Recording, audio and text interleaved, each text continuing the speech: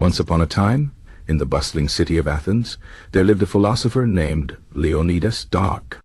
Unlike the other citizens who rushed through their days, always busy but never truly at peace, Leonidas moved with a quiet calmness. People often wondered how he accomplished so much without appearing stressed or hurried.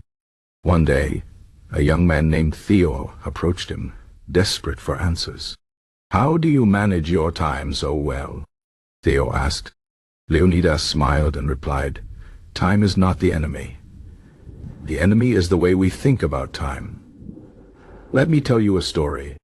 Long ago, in ancient Rome, the great philosopher Seneca wrote about the shortness of life. He believed that life was long enough if people used their time wisely.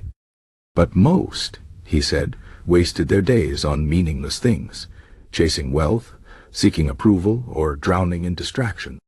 Seneca called this living in poverty of time. He taught that the key to good time management was not doing more, but doing what truly mattered. He advised keeping a daily journal to reflect on how time was spent. This way, a person could see where their hours were wasted and make changes. In the same era, another philosopher, Marcus Aurelius, ruled the Roman Empire. Despite his immense responsibilities, he remained calm and focused. His secret was simple. He began each day by asking himself, "What is necessary?" He ignored what was unimportant and devoted his energy only to essential tasks.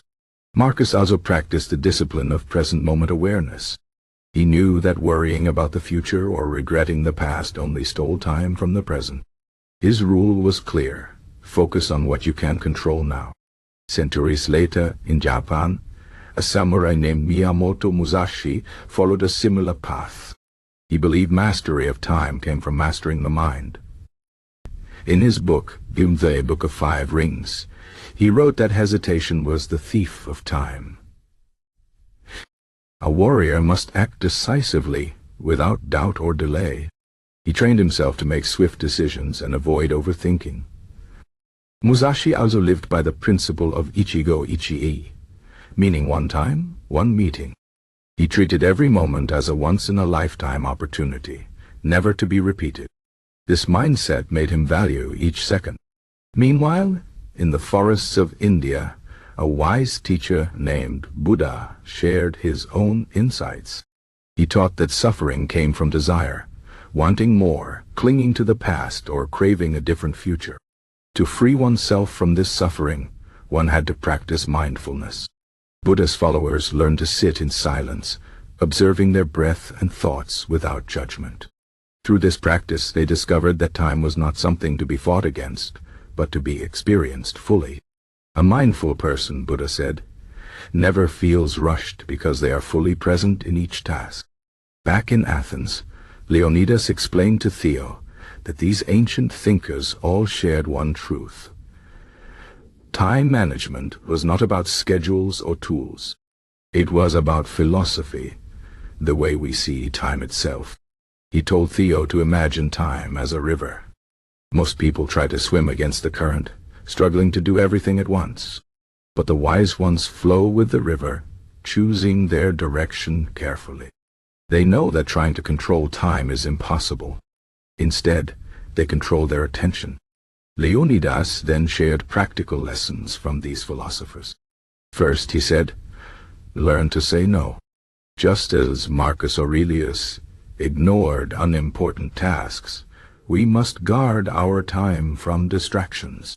Second, focus on one thing at a time. Musashi's decisive action and Buddha's mindfulness both teach the power of full attention. Third, reflect daily. Like Seneca, we must examine how we spend our hours to avoid wasting them. And fourth, accept impermanence. Every moment passes, cherish it instead of fearing its end. Theo listened carefully.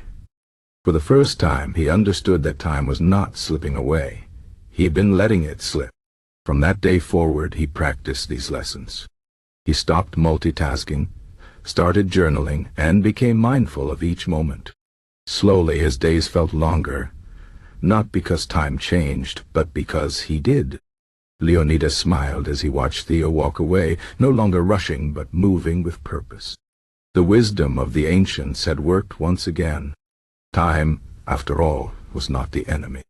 The real battle was in the mind, and those who mastered their thoughts mastered time itself. And so, the story of Leonidas and Theo reminds us that philosophy does not just belong in books. It lives in the way we spend our days. The best time management hacks are not shortcuts or tricks, but timeless truths from those who understood life deeply. If we listen, their lessons can guide us too, helping us live fully, one mindful moment at a time.